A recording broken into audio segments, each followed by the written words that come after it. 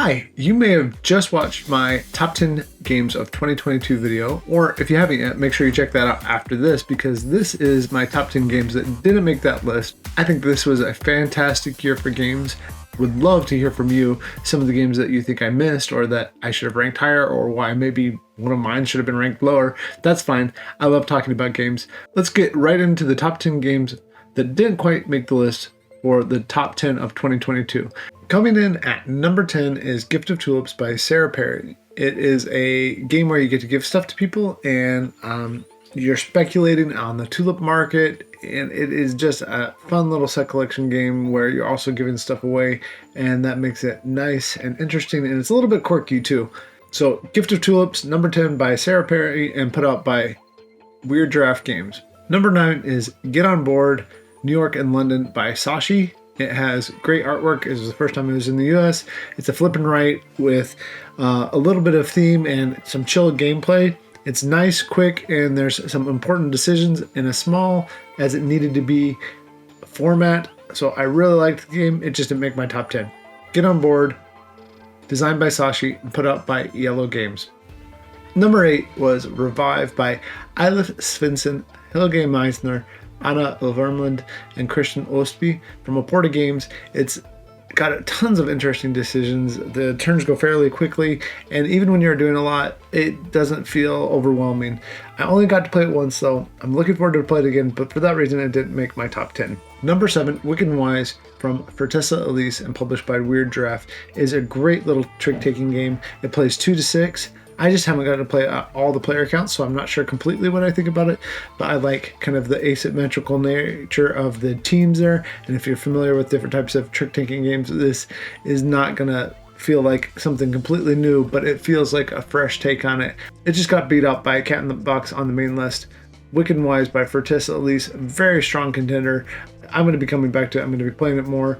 Number 7, Wicked and Wise by Fertessa Elise and published by Weird Giraffe Games. Number 6 is a game I didn't expect to be here at all. It's Don't Llama Dice or Llama Dice, which just came out in the US for the first time last year, 2022, and it's from Amigo Games, designed by Reiner Knizia.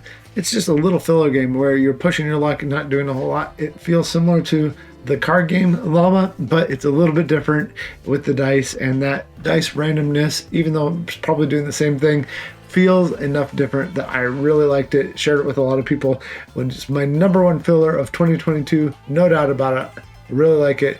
Don't Llama Dice by Reiner Knizia and Amigo Games. Number 5 is a 3-way tie between Twilight Struggle, Red Sea Conflict in the Horn of Africa by Jason Matthews, Votes for Women by Tori Brown, and Undaunted Stalingrad by Trevor Benjamin and David Thompson. These 3 games all interest me a lot because of their theme and settings. I really look forward to the gameplay though too, because I've heard a lot of good things from playtesters for Votes for Women, and I obviously love Twilight Struggle and Jason Matthews' work, and David Thompson is a solid designer that I've played a lot of his stuff and some of Trevor Benjamin's too, so that co-design there, I just haven't gotten my copies of any of these yet. So I'm looking forward to playing them. I'm looking forward to maybe even getting to play Votes for Women with Tori later in 2023. But that's why it didn't make my top 10, is because these 3 games aren't in my collection yet. Number 4 is Flamecraft by Manny Vega and published by the Cardboard Alchemy. Cute dragons, fun combos, there's just a puzzle that's nice, and the solo game goes really well, and there's some different challenges. I like all that. I like the artwork. It's a lot of fun. It just felt a little bit too similar to some of the things that I already have to make it into my top 10 for this year. Any other year, it probably would have been there, but it just got edged out by some other things. Number 4, Flamecraft by Manny Vega, published by Cardboard Alchemy. Number 3 is one that left me conflicted in a lot of ways. It's a really good game. It's a lot of fun to play. I really enjoyed my experiences for the most part, although there were a couple rough edges, and that's My Father's Work by T.C. Petty III and published by Renegade Games. My Father's Work dives into gothic horror with a viciousness that attacks you personally as you deal with your family trauma, but I think it's done in a way that is therapeutic and a lot of fun. There's different ways that you can end your story. I like that. I like the narrative element to the game. The iPad app or whatever device you're using, the app is okay. It needs a little bit of improvement, and there were some points where the storytelling could have been a little bit smoother, a little bit more brief, and it felt like it was a little bit repetitive. For those reasons, it didn't make the top 10 for 2022. I really struggled with my last two here for a few reasons, because I like them a lot, but ultimately they were just under that limited threshold where I go, would I rather play this game or this game? And as you do that, and then you do it a couple times, and you check yourself, and I think that's how we mostly make our lists, these two games just didn't make the list. I felt really bad about it, but here they are. Number 2, Ark Nova by Matthias Wege. It has animals, tight decisions that grow engines, and then you get to make your little board with polyominoes. It's easy to teach for how big of a game it is.